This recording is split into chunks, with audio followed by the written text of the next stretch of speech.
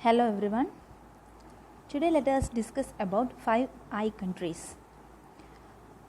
It was there in news because of these corona issues. Like all know, US and other countries has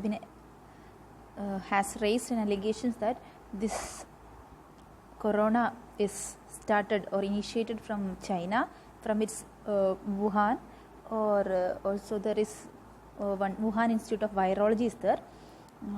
It is said that it is initiated from, or it is made by China, and also it is accidentally came out of this Wuhan Institute of Virology.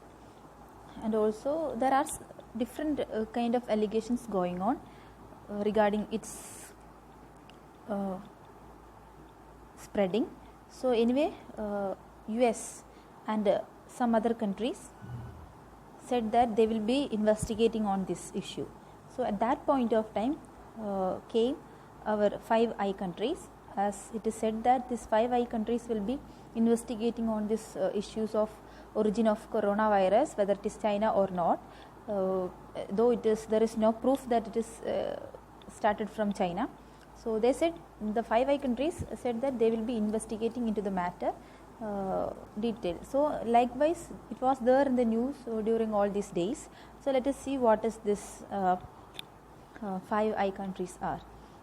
The member of 5 countries, as the name suggests, there are 5 countries which are Australia, Canada, New Zealand, United Kingdom as well as United States. These are the 5 countries as the name suggests.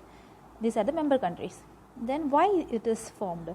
This is mainly for intelligence sharing on communication of foreign nations. That is why it is said that these countries will be investigating on China's role in the spreading of coronavirus. Okay, so the main focus or main task of this 5 countries is to share intelligence and communication of foreign nations. Okay, let us see the history of this 5 countries. Actually, it was by Atlantic Charter, which was issued in August 1941 to lay out the elite goals of the post-World War. The idea started by this Atlantic Charter in August 1941. At that time the World War ended, and at that point of time there was some kind of coalition between these 2 countries, that is US and UK. Okay, so at that time by this Atlantic Charter this idea came into being. Then on 17 May 1943, that is after 2 years, the British US Communication Intelligence Agreement, also known as BRUSA, that is BR for British and USA is for the United States. So this agreement, this is also known as BRUSA agreement. So on 17 May 1943, the common agreement between British and US formed. That agreement is also known as BRUSA agreement. That is the second step. Then as a third step, the secret treaty was formalized as UK-USA agreement on 5th March of 1946. So these are the timelines of this 5 countries. That is, first it was Atlantic Charter after post-World War. Then that was on during August 1941. On then 17 May 1943, BRUSA agreement formed between US and Britain. Then on 5th March of 1946, there was UK-USA agreement. That was the formal agreement. Then in 1948, by that time it was only 2 member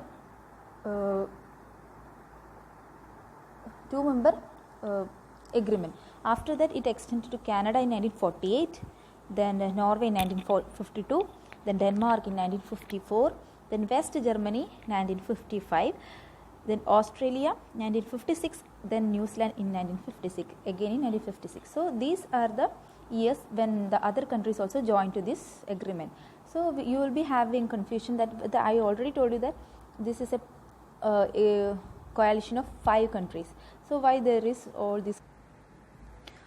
Even though there are other countries also signed on this agreement during different years, excluding the 5 countries I mentioned, the others are considered as third party members. So that is why there are so many countries, but these all are not included or not considered as 5I countries. Okay, the main 5I countries are Australia, Canada, New Zealand, United Kingdom, UK and US.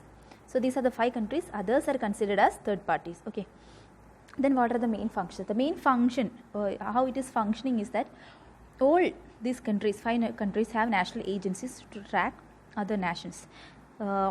These countries and their respective national agencies are named here, like United States. For them they have National Security Agency or NSA, that we all know. Then that is NSA is tracking the other countries and share information to these other 4 countries. Okay, then UK, for UK there is Government Communication Headquarters, then Canada Communication Security Establishment, then Australian Signal Directorate, then New Zealand Government Communication Security Bureau. So these are the 5 national agencies representing their respective countries. So all these will be tracking the other countries and collecting the information or intelligence going on the international arena. Then they will be sharing all those intelligence between these countries. So that is why, that is all about these 5I countries. That's all. Thank you.